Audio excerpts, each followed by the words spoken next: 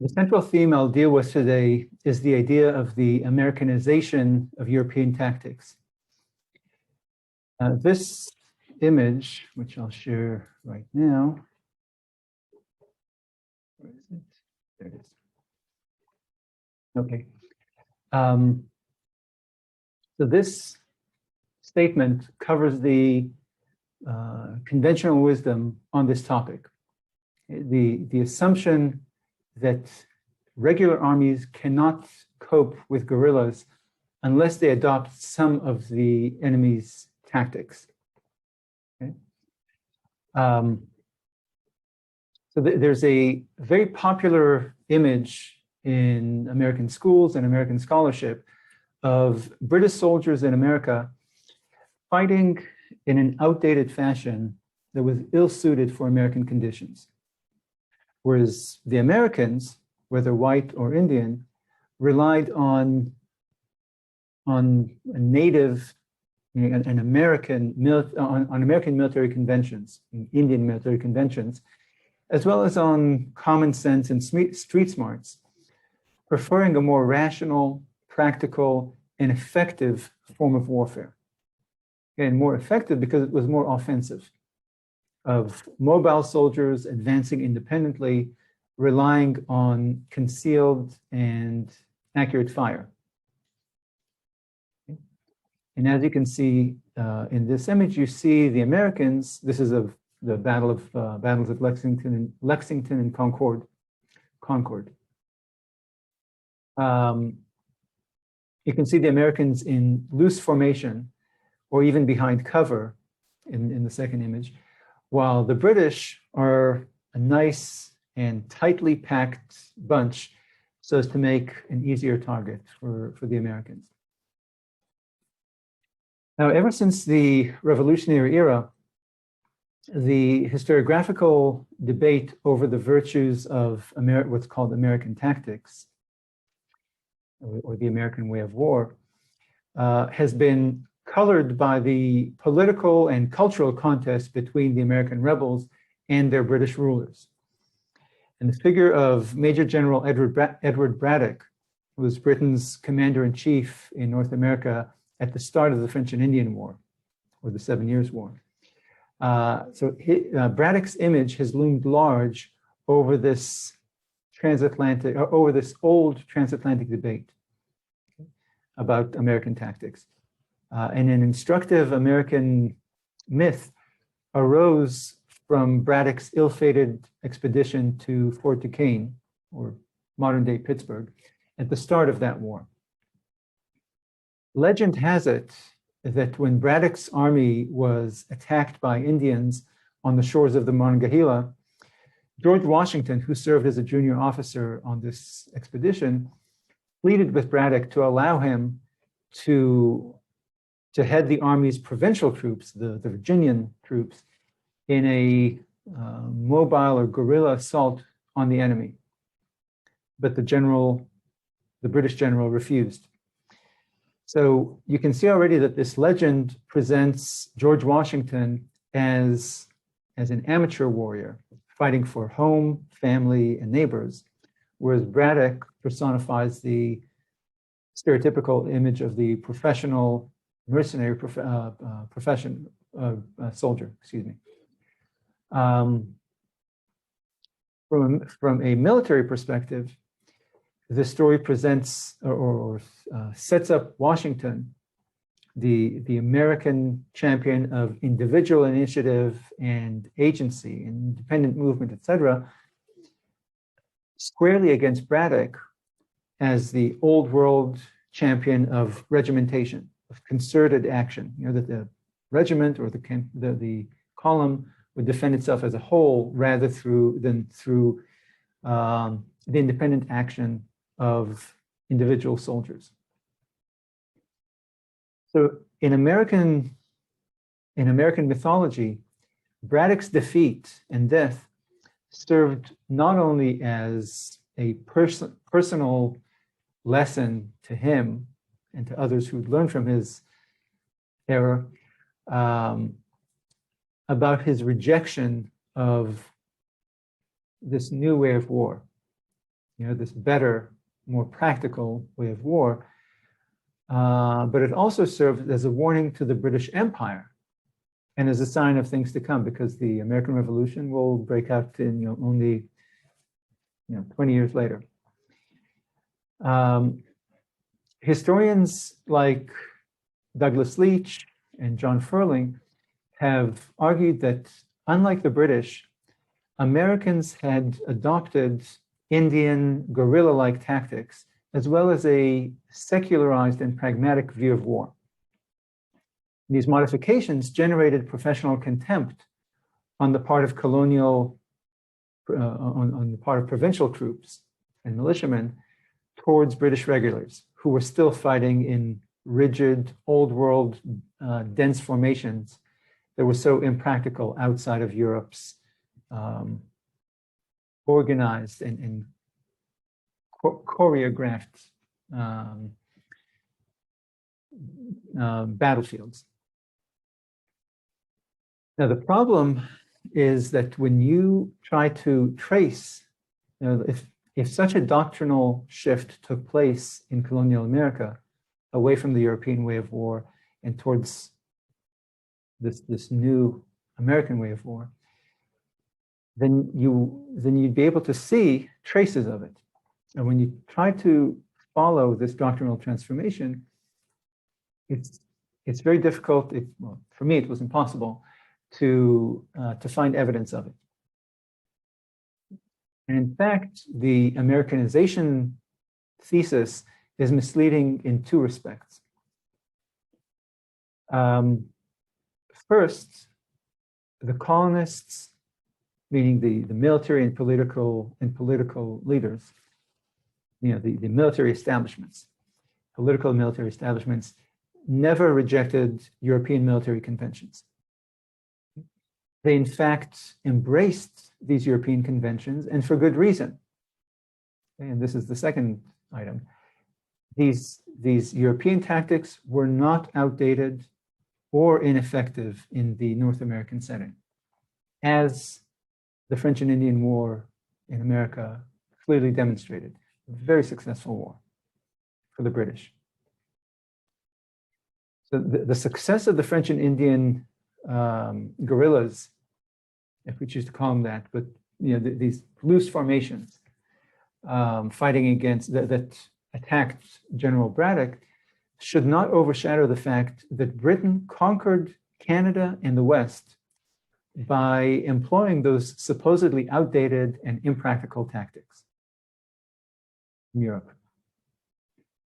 The 7 Years' War, the French and Indian War, can be seen as a control group in an experiment demonstrating that European tactics and strategy could be extremely effective in the American wilderness and against guerrilla or mobile forces, providing that sufficient men and resources were invested, which they were in the French and Indian War. When confronting guerrilla or mobile forces, the army has been compared by a British officer commenting on warfare in America. The army has been compared. This officer compares the British army to a chained guard dog. Within the chain's length, the army is an irresistible force, but beyond it, it's completely powerless. The chain being the army's supply train, the lines of communication. And the American Revolution is a good case in point, as both Generals Howe for the British and Washington for the Americans quickly learned the British Army's strength and weakness. Washington was a bit slower than Howe to understand this, but a succession of early defeats taught him to play keep away and remain just beyond the distance of that proverbial chain. So to say, just to summarize, there are in fact three inaccuracies that need to be addressed. First, you can see more continuity than innovation in colonial military tactics. Second, the tactical innovations initiated at times by colonial forces did not represent an ideological departure from European military doctrine. Okay, the Americans were not won over by a new philosophy of war. And third, European tactics were not useless in North America. Now, analyzing military tactics is a fairly simple business, focusing primarily, again, on the tactical level, on two factors: firepower and mobility, okay? Defenses and offensives. And it's a military axiom, like a golden rule, that the offensive is predicated on mobility, on movement, whereas the effectiveness of the defense is predicated on firepower. Okay, so a defending force is dedicated to preserving the gap between it and the opposing army. And firepower, sending projectiles en masse across the battlefield, is the most effective way of achieving this goal. Okay, so sending sheets of lead across the battlefield at a consistent rate inhibits the ability of the enemy to charge, and thereby preserves that gap, that defensive gap between me and the assailing army. So that's the goal of the defensive side, of the side that's employing defensive tactics. Preserve the gap and therefore throw stuff at the enemy. The offensive's goal is to eliminate that gap, to reach the opposing army. In order to achieve success, an offensive army has to either advance under fire quickly to engage the defenders at close quarters, or flank the defensive line and attack its rear. Okay, so avoid all this firepower emanating from the defense and just come around it and attack its rear. In both cases, quickness, mobility, is essential, both for a frontal assault and for a flanking maneuver. Okay? You want to, if you're attacking frontally, you want to spend as little time in this fire zone. And if you're attacking the flanks or the rear, you need to advance quickly before the enemy has time to wheel around and defend itself. So this is why firepower is the weapon of the defense and mobility is the weapon of the offensive. For this reason, European warfare in the 17th and 18th centuries often frustrated its practitioners, because throughout this period, technological and tactical innovations, but mostly organizational improvements. I'm not going to get into that, but so technological, tactical, and organizational improvements dramatically increased the firepower, fire production, and the volume, rate, and distance and range of European armies, but did nothing to improve their mobility. Okay, so European armies remained as mobile as they always were, but the fire production progressed by leaps and bounds. And so linear formations, and again, the new technologies of the modern era, which were maximized by linear formations, maximize the effectiveness of firearms, thereby further and further inhibiting or undercutting the offensive capabilities of offensive-minded generals. And so increased firepower made it much easier for commanders to maintain that gap between themselves and the enemy, driving offensive-minded commanders increasingly frustrated and trying to find solutions to this, to the strength of the defense on the battlefield. Colonists living in New England during the first half of the 17th century were, generally speaking, military novices.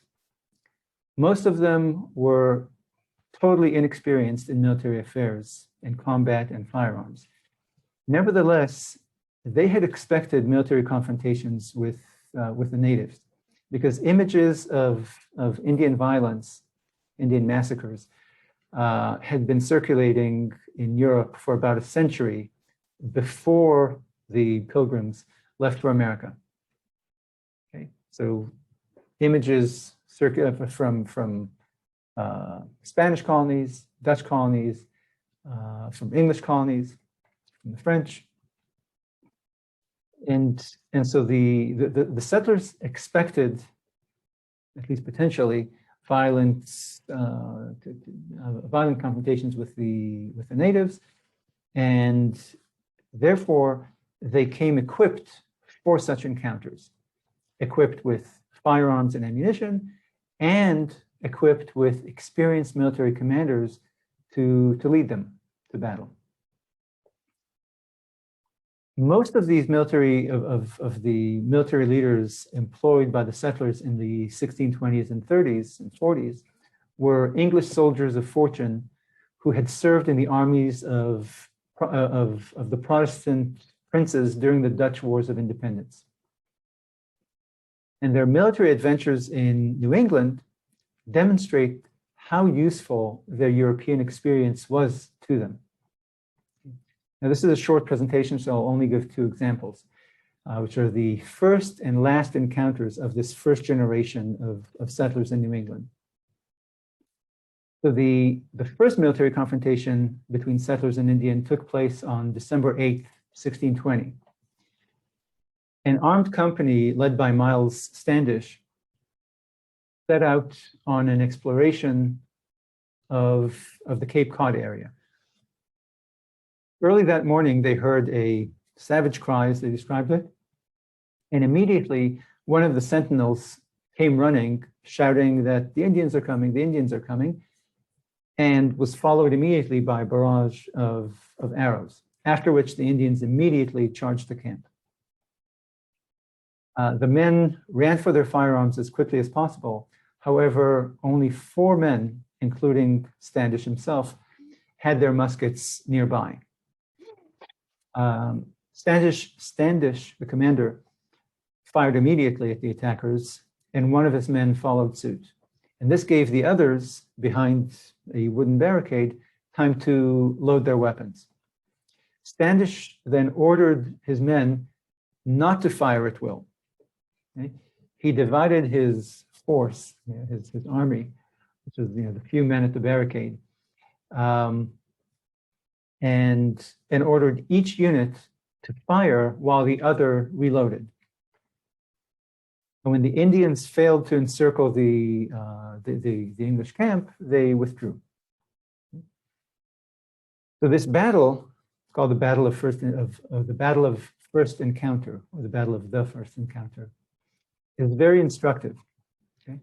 Standish fortified his camp and sent out sentinels every night. When hostilities began, when the attack commenced, he kept his men on the defensive, relying on the firepower of his musketeers. And he ordered his defensive line, again, a very small line, but still, he ordered his defenders at the line not to fire at will. Again, we're talking about 4 men, okay? Not to fire at will. And in keeping with European defensive tactics, the defenders at the barricade were commanded to maintain a steady rotation of fire, okay? Firing by ranks, in effect, as we recognize from those conventional European tactics. The last military confrontation of this period was the Pequot War. In 1637, the New England colonies declared war on the Pequot Indians who inhabited the lower Connecticut Valley. And command over Connecticut's forces was given to a fellow by the name of John Mason. And Captain John Underhill, with 20 men from Massachusetts, joined him. Roughly 90 Englishmen in all. I won't go into the planning or the approach or the retreat. Trust me that eventually they got there. On the evening of May 25th, the English reached the Pequot Fort at Mystic, Connecticut, and the next morning they attacked. Where is it? Oh my goodness, I don't have the image. I need to find the image because it's simply beautiful. So let me.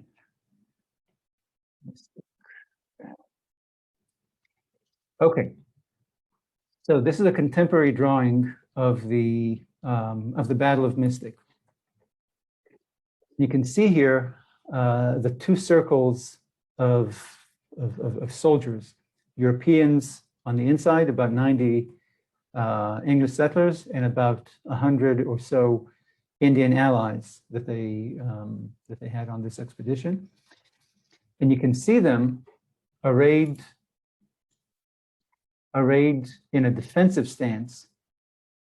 Okay, the Europeans here, the Indian allies in a second ring around them. You see them in a defensive stance around the fort at Mystic, the village that's surrounded by a wooden palisade. Okay, and inside is the Pequot village. And so the attackers are surrounding the village, but not charging, not attacking. Instead, they're waiting there in a defensive stance, relying on the firepower of their muskets and bows and arrows. And then they set the village on fire. And the fire forced the Indians to charge the English line, where they were shot or, to quote John Underhill, entertained with the point of the sword. In this battle, Mason's force suffered 2 fatalities and 20 casualties, whereas the Indians suffered about 600 casualties, which is roughly 100% of the village's inhabitants. Okay, so the fire forced in the village, forced the Indians, the Pequots, to charge the English lines. And the English relied, again, the English didn't charge, the English didn't close that gap between them and the enemy. They relied on the firepower of the musketeers to mow down these Pequots who were charging at them. And on the retreat, too, the English were, the English were chased and harassed by other Pequot forces, and consistently the English maintained their formation on the march, keeping the Indians just beyond musket range by occasionally turning around, firing a number of rounds, and then continuing their march. Okay, so again, they did not attack the Indians, they did not close that gap. Instead, they relied on their projectile weapons, again, bows and arrows and muskets, to keep the attackers, the pursuers, at a distance from them. And later on, so this was in 1637, in 1644, Underhill was in command of a carbon copy of this battle near Stamford, Connecticut. It was the last battle of Kieft's War, so under the service of the Dutch. In any case, it was called the Battle of Pound Ridge, operated exactly the same as this battle with similar results. So the military success of settler, by the way, the reason why I wanted to show you this this image of the battle is that apparently it's a very famous image, but it's also important in terms of art history because of issues of perspective. What it shows you about contemporary artistic perspectives with regard artistic practices regarding perspective. In any case, so you see from the Battle of First Encounter to the Battle of Mystic or Battle of Pound Ridge, very impressive results, military results for the English settlers, English, European, Dutch, in which you can see that the settlers' military experiences are carried over to America and employed successfully in North America against guerrilla or mobile forces. But this impressive record of success was not sustained when these military commanders were replaced by a new generation of officers who were not European veterans. In subsequent wars, when hostilities began, a discernible pattern emerged. When English towns were prepared for an attack, when they were set defensively in garrison houses, which were basically private homes that were fortified to be used as sanctuaries for a number of families. Okay, so when a village was attacked, people rushed from their homes to the designated garrison houses, which were set up defensively to fend off attackers. So the pattern that you see in these later conflicts is that when settlers were prepared for an attack and located in these garrison houses, the inhabitants were able, with great regularity, to repel, again, ward off, fend off Indian attackers using firepower with very few casualties. Nevertheless, Indian warbands enjoyed great success against towns and villages throughout New England because it was rare that the defenders were set up in their garrison houses. Okay, so the Indians repeatedly were aided by the element of surprise and the inability or unwillingness of settlers to maintain that defensive posture behind fortifications. So in many cases, despite strict orders from colonial governments, town watches were lax, defenses were left unmanned, and garrison houses were not utilized when Indian warbands were observed or warned to be in the vicinity. And then this lack of vigilance was exacerbated by imprudence. Repeatedly, stress repeatedly, settlers were tricked into leaving their fortified defensive positions, these garrison houses, if they were there, those who were there. And they were, again, tricked into or drawn to leave the garrison house and chase escaping or retreating enemy Indians. And the Indians they saw that this was successful, so they repeated it, and again were successful again and again. The Indians would feign retreat and then would successfully surprise or kind of encircle these pursuing English forces on a consistent basis. I'll give only one example, but there are plenty more. So a midnight attack on Groton, Massachusetts during King Philip's War.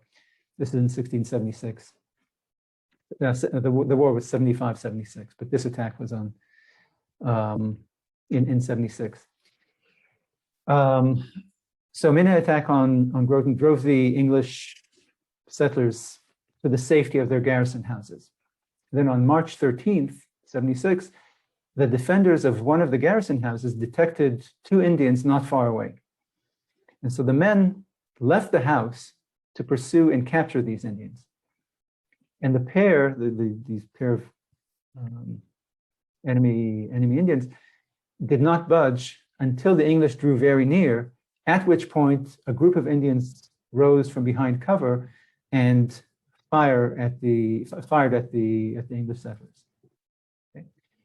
These English pursuers were routed, killed, and then the garrison house was captured and burned because all the defenders were gone. And then that same afternoon, the Indians attempted to trick the defenders again in another garrison house with the exact same stratagem. And again, the English defenders were drawn, only to be ambushed. Repeat. These kinds of follies during the colonial wars are too numerous to recount. On the defense, behind fortifications, the English were almost always successful. Okay, for example, throughout King William's War, this is in the 1680s and 90s, not one garrison house was captured by force.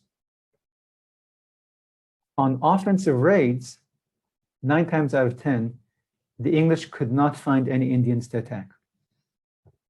And when they did find the enemy, they were usually ineffective.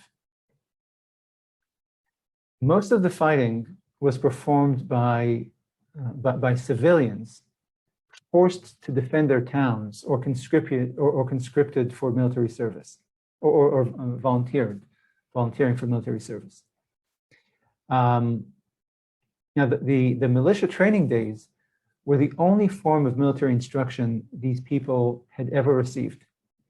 And we know that by the time King Philip's War broke out in 1675, general training days for the militia were being held only 4 days a year, and no more not by statute, but by common practice, by habit. Training on a regimental level took place only once every 3 years.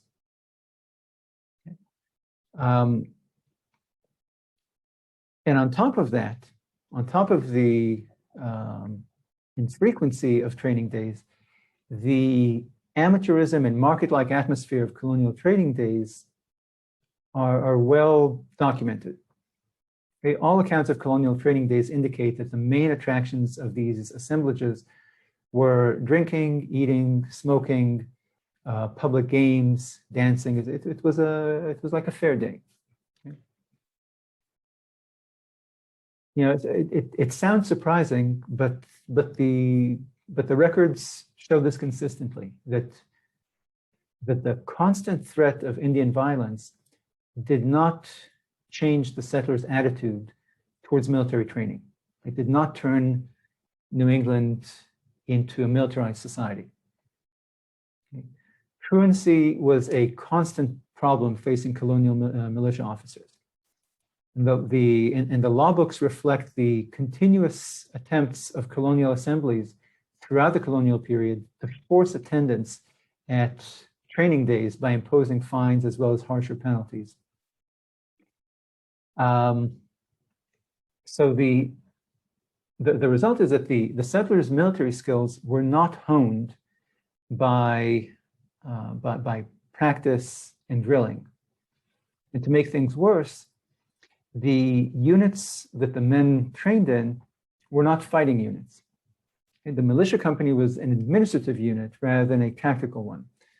Basically, the purpose of militia training was to arm and train men, train them in the use of firearms, rather than to produce a military unit for combat. So instead, in times of need, new combat companies and regiments were formed, usually on a voluntary rather than compulsory basis. So as ill-trained as they were, soldiers in combat units had not been instructed and drilled together. Moreover, combat units also were not permanent establishments. These provincial forces usually enlisted for one campaigning season rather than for the duration of the war. And as a result, the ranks were continuously, in these long wars, filled with new recruits every year, every spring. People who were unaccustomed to combat and to working and fighting together and to relying on one another for protection. And this discontinuity of service was rampant not only among the men, but also among the officers. Okay? And consequently, this unprofessionalism that characterized colonial armed forces made them uniquely inept and unreliable. And just to clarify, I use the term professional and amateur, or professional and unprofessional, not as a judgment on the quality of these soldiers, but as an organizational characterization. Okay, the colonists thought that they were not soldiers by profession, and their armed forces were not characterized by the discipline that we associate with a structured chain of command. So the inability of officers to rely on their men to perform their assignments repeatedly crippled colonial forces in the field. Coordinated action between units was difficult because commanders were unable to count on subunits to follow the plans, perform their tasks, and provide support for other subunits. Despite the impressively forceful rhetoric of the courts, it's clear that commanders in New England could not coerce and punish their men effectively. Okay? And again, unlike European troops, colonial troops were not professional, disciplined soldiers. Okay? They were civilians with highly politicized representatives in colonial assemblies that they could turn to if they felt that they were abused or mistreated by their officers. There's an incident that took place in 1675 in King Philip's War that exemplified the tactical and logistical plight of colonial commanders. So on that day, a Captain Henchman left Boston to attack an Indian war band that's in what is now Grafton. As usual, the English failed to locate the Indian war band. However, they learned of the location of another group nearby. When they located the Indian camp, Captain Henchman devised a plan for a two-pronged attack. He divided his company, one force under his command and the other under the command of his lieutenant, Philip Curtis. He stealthily led his force towards the camp. And when the Indian dogs picked up the scent and began barking, Captain Henchman gave the agreed upon signal to his men to open fire. Silence. Okay? And the silence made Henchman turn around to see, what's wrong with his men, why they're not firing, only to discover that he was alone there, that his men had deserted him. Meanwhile, Lieutenant Curtis's force attacked the camp as planned, but because this was a two-pronged attack, of which only one prong materialized, so because he was unsupported by Henchman's contingent, this force, Curtis's force, was way too small to do much damage on its side of the camp, and couldn't maintain its position. And so when the Indians returned their fire, killing Lieutenant Curtis and one of his men, the rest of the men immediately broke and made their escape. Now, it was the good fortune of the English that throughout the colonial wars, Indian forces were not particularly impressive either from a tactical perspective. Against fortified houses, as I mentioned earlier, they were practically useless. But even in the field, they do not, there's no record of great success or great ability. Okay. On several occasions, despite outnumbering colonial forces 5-1, 10-1, and even 15-1, Indian troops were unable to capitalize on their advantage and defeat the English convincingly. When Indian troops were successful against forces in the field, it was usually an ambush resulting in a rout, rather than an exchange that exemplified combat skills, okay, battle skills of meeting resistance and overcoming it. Okay, and Englishmen were just as devastating as Indians when they were able to surprise Indians in their camps. Okay.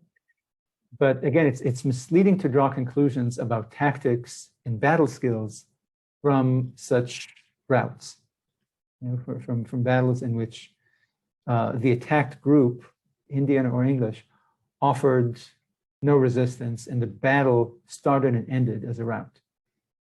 Okay? This is why if you look at the colonial wars, you'll see that many of the battles are called the massacre of this or that. Okay? Many of them consisted of one side opening fire and the other side fleeing in panic. So what you see is that against an enemy that was not noted for its vigilance, this is true of both settlers and Indians, scouting and stealth, rather than battle skills, were the critical factors for success.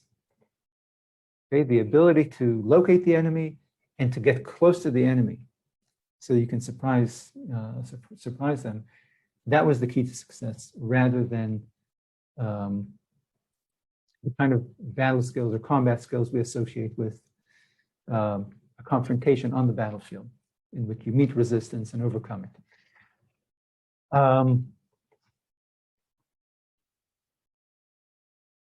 Now, what made Native communities and settlers communities vulnerable to surprise attacks was strategic isolation, numerical weakness, and organizational weakness, and also the New England terrain, the hilly wooded terrain. However, surprise attacks, like the ones at Mystic and Pound Ridge, or First Encounter. Okay, in First Encounter, it was not the Americans not the English who surprised. Forget that. But surprise attacks like Mystic and Pound Ridge should not suggest that the English had Americanized their tactics, or that they had rejected the tenets of European military doctrine. What was novel in New England was not the tactics, but the fact that the enemy was vulnerable defensively. In Europe, strong defensive formations enabled commanders to resist launching frontal assaults because the enemy was prepared. It was deadly to launch these kinds of attacks. In America, the defensive vulnerability of colonial and military forces or populations made it easier to attack them, to simply charge them. So there was no serious cost against or cost associated with the frontal assault on the enemy. So again, if you think of the image of the Battle of Mystic, Mason and Underhill took the strategic offensive, but they relied on the tactical defense. But by encircling the Indian fort, threatening the village, and taking the strategic offensive of surrounding and threatening, and setting fire to the village, they limited the size of the battlefield and secured their rear. And then by setting fire to the village, they forced the enemy to charge at them, to launch a frontal assault at the besiegers. Okay? And this allowed, so the attacker, the English, took the strategic offensive, but in the battle itself, they relied on the tactical defense. They maintained their position. They did not close this gap between them and the enemy. They instead used their firearms, used projectile weapons to keep the enemy at bay, to prevent the enemy from charging at them.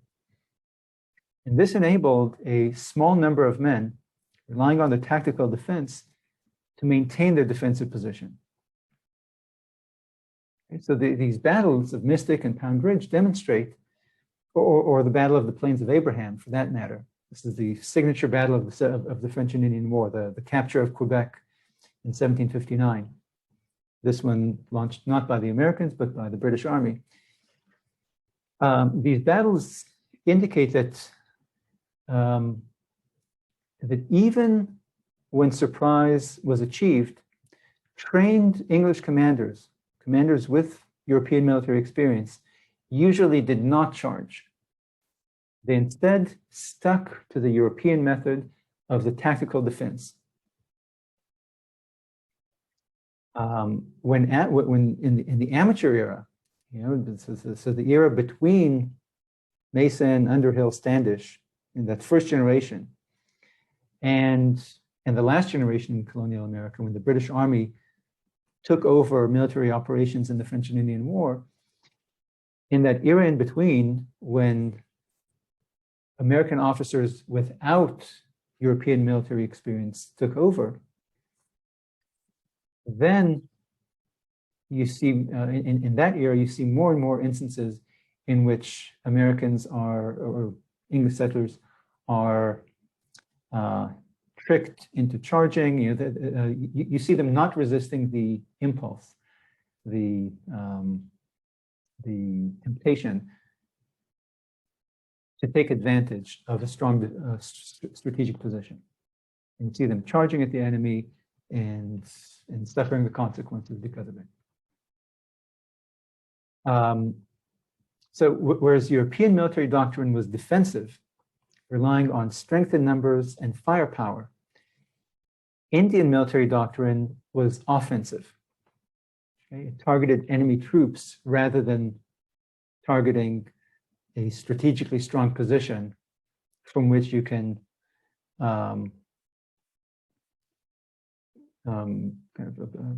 repel charging enemy forces.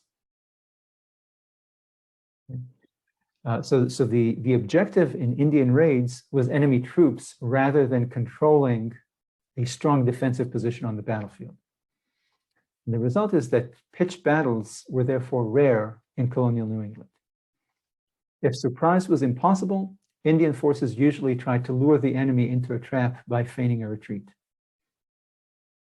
Indian troops repeatedly abandoned the battlefield, preferring to draw the enemy into pursuit and then encircling it, using their mobility.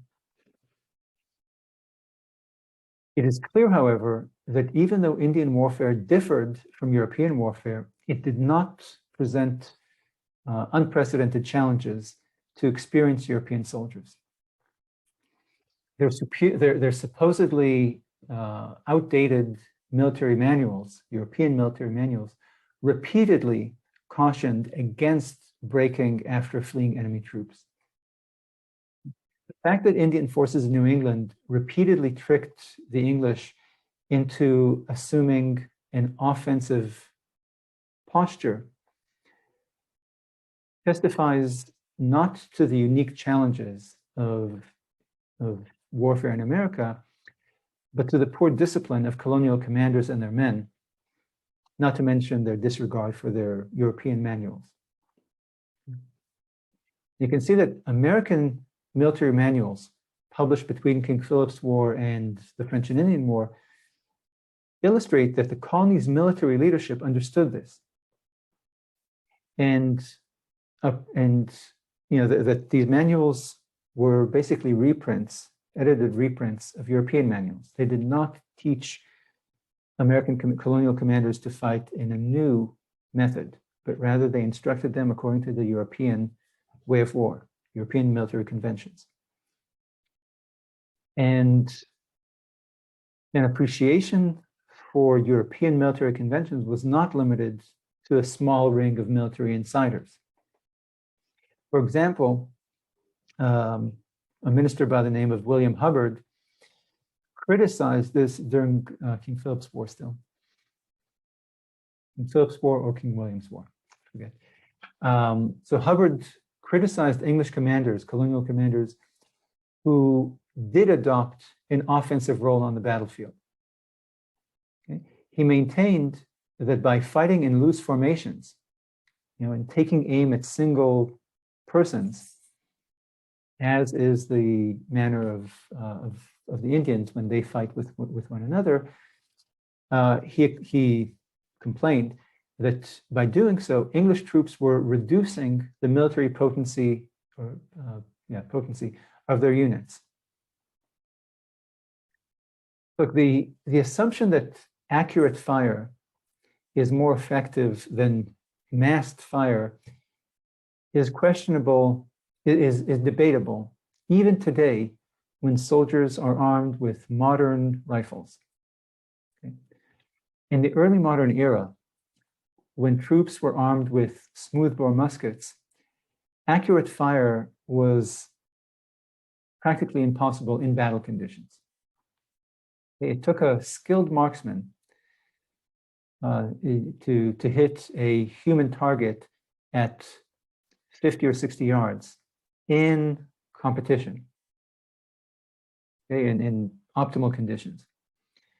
Beyond that, all that could be expected of a musketeer was to hit the broadside of a barn, okay, especially in battle conditions, which is why they were trained in Europe and in America to fire en masse, just to fire in that direction together, rather than firing individually at individual targets. Since the smoothbore musket cannot be an accurate firearm, it did not lend itself to open-ordered tactics, okay, to individual movement and firing. Conversely, a medium-sized company of musketeers, let's say 60 men or so, could generate a devastating production of fire when ordered in close formation and relying on coordinated fire. And so 2 or 3 volleys by an entire company could clear a patch of forest of enemy troops, whereas the same number of shots fired individually could not do that. And since the Indians were armed with smoothbore muskets as well, they had to advance to within musket range of English formations in order to be effective. So whenever English troops maintained formation under attack, their assailants were vulnerable to devastating massed fire. Okay? And Indian troops, educated by experience, rarely chose to take part in such battles. However, when English forces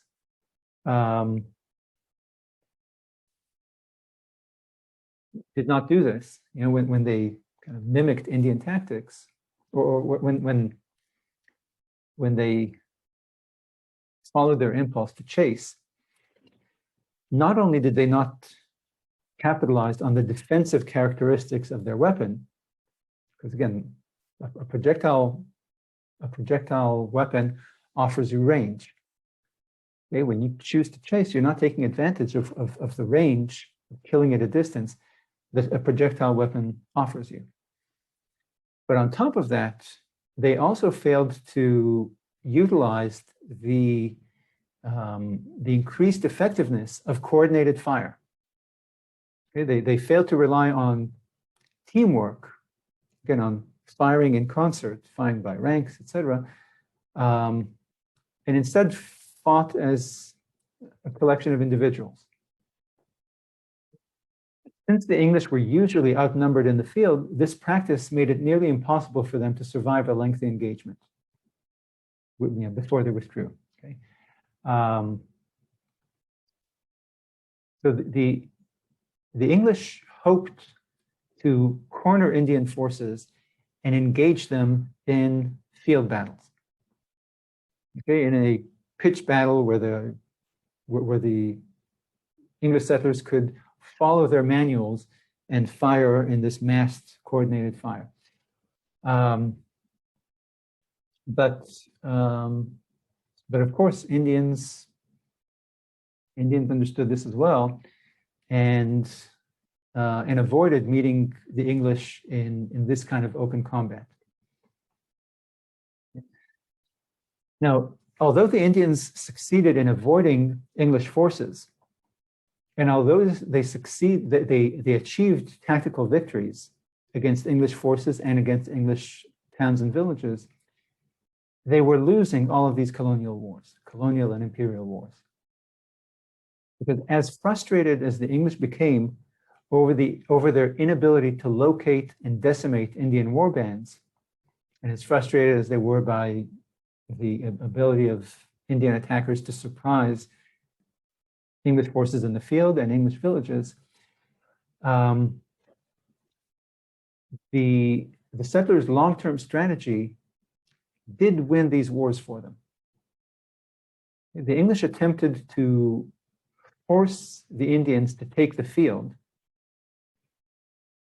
but if they didn't, which they usually chose not to, they forfeited their possessions. So when the English failed to corner the Indians into a field battle, when they failed to find Indian war bands in their camps, the English destroyed and confiscated their enemies' provisions. They captured these provisions, or they destroyed these provisions, because Indian troops were not there to prevent it. Because Indian troops chose not to confront, this kind of massed fire that the English brought to the battlefield. Consequently, the Indian war effort collapsed from physical, social, and political exhaustion rather than from tactical defeats on the battlefield. Okay, so it's not these Indian wars collapsed, or the Indians lost these wars not because they lost important battles. And I'm talking about the period after the initial generation that I described, with Standish and John Mason and Underhill in the battle of in the Pequot battle. I'm talking about that amateur era where you see this ham-fisted military effort by colonial officers and troops. Yet the colonists were winning these wars not because they were winning battles; they were not, for the most part, but because they were capturing or destroying Indian supplies and other resources. The result being that the Indian war effort collapsed due to physical exhaustion, economic exhaustion, social disintegration, and political attrition.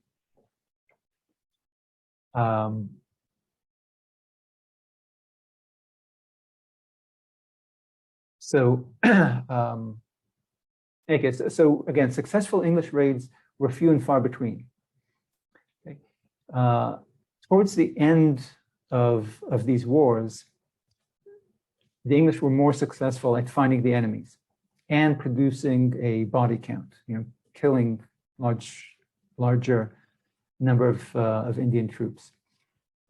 And so this was a welcome change for the English. People were happy reading about accounts of these successful attacks on Indian forces,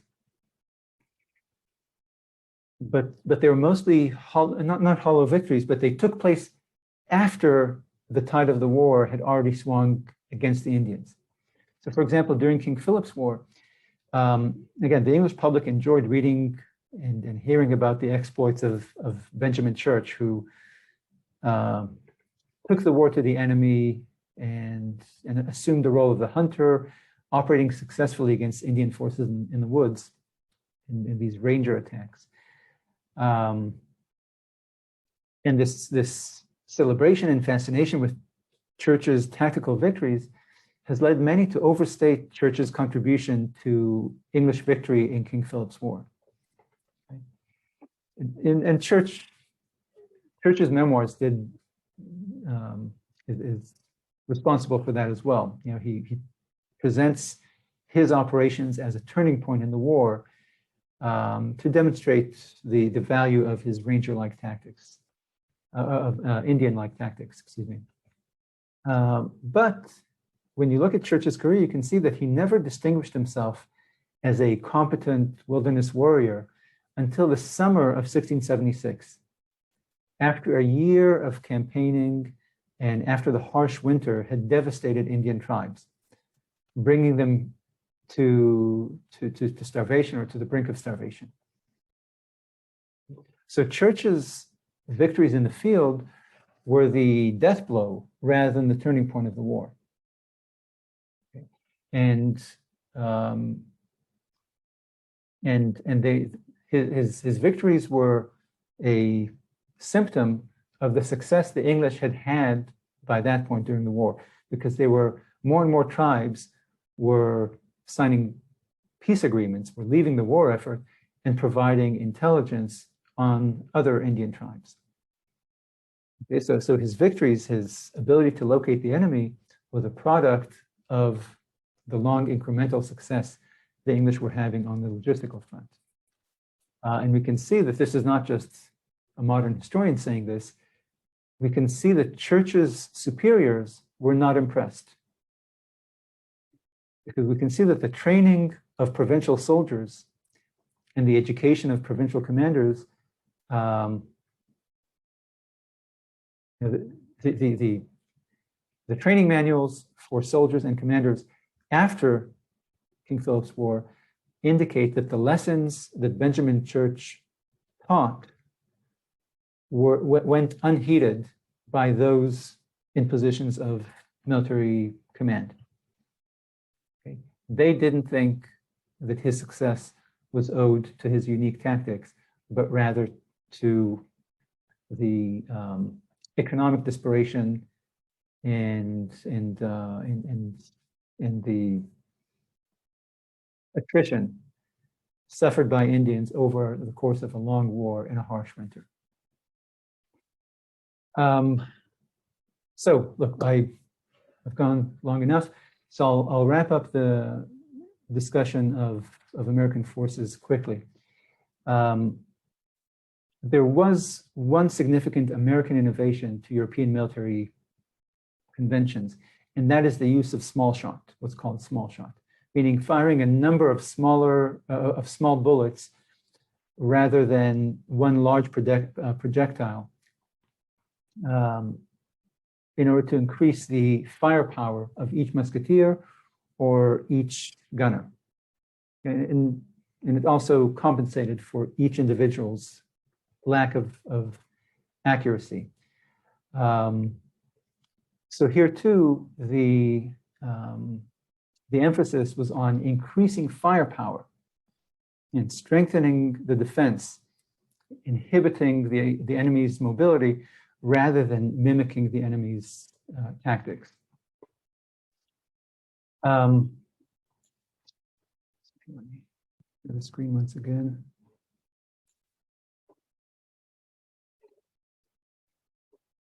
So in America, the debate over the effectiveness of guerrillas against regular troops has been complicated by the notion of American exceptionalism and by the enhanced military reputation of American Indians. And I think it has been further complicated by the final outcome of the American Revolution and of the Vietnam War, both of which seemingly, but wrongly, gave credence to the notions that regular forces are at a disadvantage when fighting guerrillas. I think most fair observers of the American War and the Vietnam War would determine that the final outcome of these wars was due more to political and economic factors and logistical factors rather than to tactical factors, to tactical defeats on the battlefield. Because the assumption that American conditions created a singular and unprecedented cultural reality has been continuously debated since colonial times, since revolutionary times. On the military front, this debate about American exceptionalism is a bit of a loaded term, but this debate about Americanization, that American conditions were so different that they forced a transformation of Europeans, of Englishmen into something else, into Americans. You can see this debate in the field of economic history, of social history, religious history, women's history, a variety of fields. In the field of military history, so each discipline contributes its slice to this overall narrative of Americanization. Okay? And the favorable assessment of the Indians' soldiery is an important part of this exceptionalist narrative. As the argument goes, the American terrain, the American environment, and the Indians' irregular tactics prevented the machine-like execution of European linear tactics. Therefore, Indians were able to frustrate and overwhelm European forces, for example, Braddock's defeat, demonstrating to them that warfare in America dictated a reliance on Indian tactics. Now, Indian culture has been misrepresented for centuries as a means by which to critique European culture. But when Indian societies are analyzed on their own terms, rather than as an ideological alternative to Western culture, a more realistic image presents itself. By the late 17th and early 18th centuries, Indian tribes in the Northeast had been severely weakened by successive waves of epidemics and social disintegration. In their military engagements with Europeans, they were further handicapped by their relative poverty and by the absence of stable bureaucracies and political unity. On a logistical and strategic level, therefore, Indian tribes did not have the material, social, and political resources to compete with their European rivals. And on a tactical level as well, they were forced to compete on unequal terms. Because although warfare figured prominently in Indian culture, Indian warriors did not enjoy the benefits associated or benefits offered by an organized and established state. And even if one were to assume that Indians innately possessed greater physical strength and stamina than Europeans, it's unrealistic to expect these qualities to, again, if you assume that they were correct, it's unrealistic to assume that these physical qualities would counteract the coordinated and disciplined action of large European formations. Unlike European professional soldiers, Indians did not benefit from heavy investment in their martial education, in extensive and disciplined training in large formations, in standardized weaponry, and professional literature. Moreover, their offensive tactics prevented them from capitalizing on the defensive characteristics of the European weapons that they had adopted. The first generation of colonial commanders, and these experienced European commanders like Standish, Underhill, and Mason, were not impressed by Indians' effectiveness in combat. Nor were the British commanders who fought in North America during the French and Indian War. Okay, they repeatedly commented on the low number, on the low death toll in Native American warfare among Native American tribes. Okay. Underhill has this famous quotation where he says that they might fight seven hours, maybe 7 years. In any case, they might fight 7 hours and not kill 7 men. Moreover, despite successful Indian attacks during the late 17th and early 18th centuries, again, that amateur era of New England's military history, colonial military establishments were never moved to adopt Indian tactics or to rely on Indian troops. English and British authorities did seek Indian alliances, but the evidence suggests that these alliances were strategic rather than a tactical asset. The primary benefit offered by these alliances was not Indian warriors to fight alongside the English, but rather the benefit was peaceful neighbors and helpful scouts and intelligence. So denying these resources to the enemy rather than gaining troops to fight alongside you. The military education and conduct of English armed forces throughout the colonial era indicate that exposure to Indian tactics did not lead to a doctrinal transformation or reevaluation. From the battles of First Encounter and Mystic, all the way to the Battle of the Plains of Abraham, English and British forces sought to take the strategic offensive, but to rely on the strength and security of the tactical defense. Again, forcing the enemy to either attack at a disadvantage, attack in the face of defensive fire, or to withdraw, abandoning their position, their resources, etc.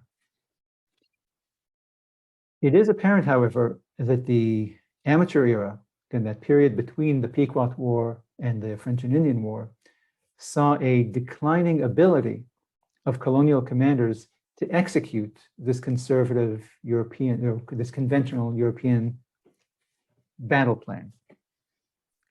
Having neither practical experience in combat, nor formal training in command, nor strict authority over their men, English officers repeatedly failed to keep up their guard and to maintain unit integrity and fire discipline.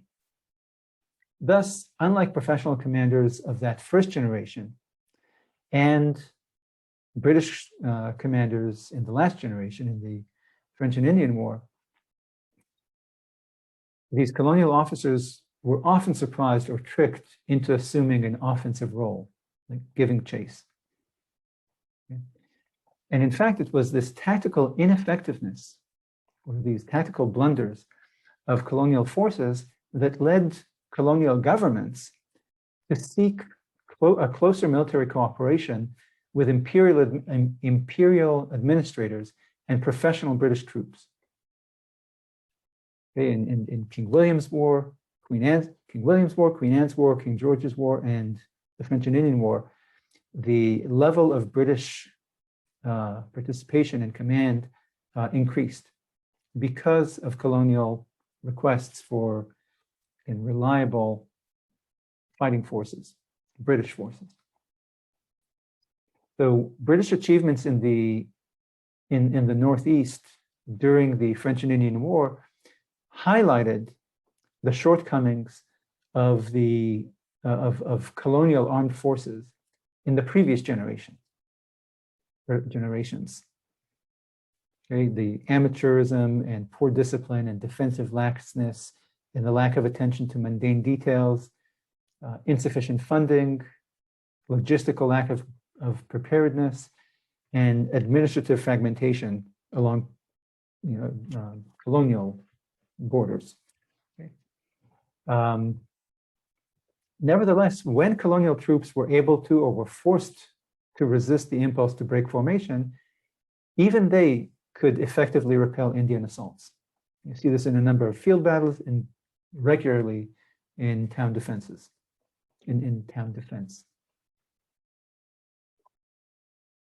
Thus, because defensive tactics proved effective against Indian forces, colonial and British military authorities were never moved by the likes of Benjamin Church or Robert Rogers to doubt the value of European military conventions and European military manuals. Robert Rogers, for those who don't know, was the commander of Rogers Rangers, who, like Benjamin Church, commanded Englishmen and Indians and adopted some characteristics of Indian warfare. This is during the French and Indian War, okay, the last war of the colonial era. Nevertheless, Church and Rogers did enjoy great popularity in the popular press, both in America and in England. Even though their narratives overstated the importance and achievements of their combat missions, they captured the public's imagination, and they still do. They promoted the concept of the art of war and fostered among outsiders to the military profession, among civilians, the romantic belief that in America, irregular terrain and irregular tactics of the enemy rendered the scientific principles of European warfare invalid. The consistent progress of British forces during the French and Indian War belied this assumption.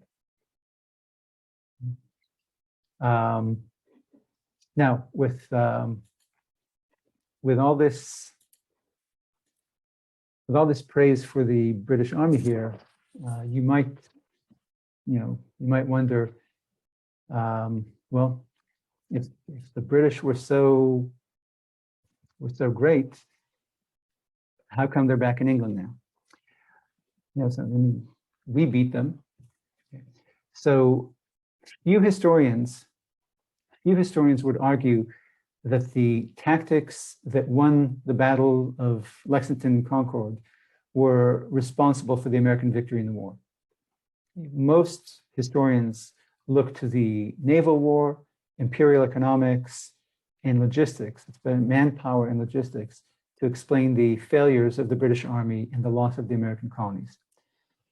Nevertheless, this battle has been used to illustrate the superiority of American settlers over the redcoats in wilderness warfare. Like Braddock's defeat, this battle has been presented as a contest between the old and the new, between the past and the future. So these two battles, Braddock's defeat and Lexington and Concord, are the cornerstones of the mythology regarding American tactics. A close analysis, however, reveals that both British defeats resulted not from the shortcomings of European tactics, but from a failure to execute the fundamentals of European warfare. I won't go deep into this, but the commanders on the march from Concord back to Charlestown, to Boston, did not realize that they were involved in the war. Their assignment was not planned as a combat mission. And even after the first shots were fired on the Lexington Green, the general uprising was a surprise. And so whether because of arrogance or ignorance or maybe realism, the British commanders did not feel that they had to approach the journey back to Boston as a military campaign. Thus, you can see that they did not set up defensively on the march. They didn't send out detachments to occupy positions that were advantageous to their assailants. They didn't set up, like a European military manual demands for a march in enemy territory. Okay? They did not imagine that they were in enemy territory. Okay, so instead, as they marched, British light infantry detachments repeatedly were sent to disperse the Americans on the heights on the two sides of the road. But okay, so they were sent to remove these harassers, but they did not remain there and kind of take these positions in advance of the army as it marched along the road.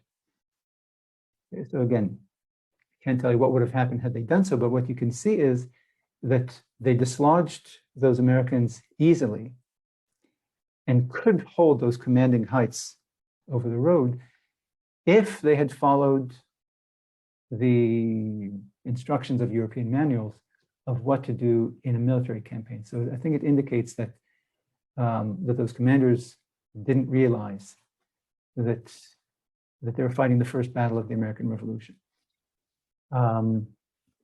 So the point is that like Braddock's defeat at the Monongahela, the defeat along the Lexington Road should be viewed as a failure of command rather than a failure of European tactics.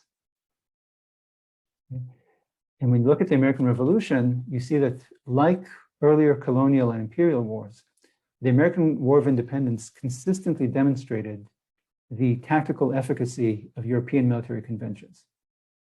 Thus, despite the American victory in the war, the military leadership of the United States did not formulate a uniquely American military doctrine for the Republic's regular army.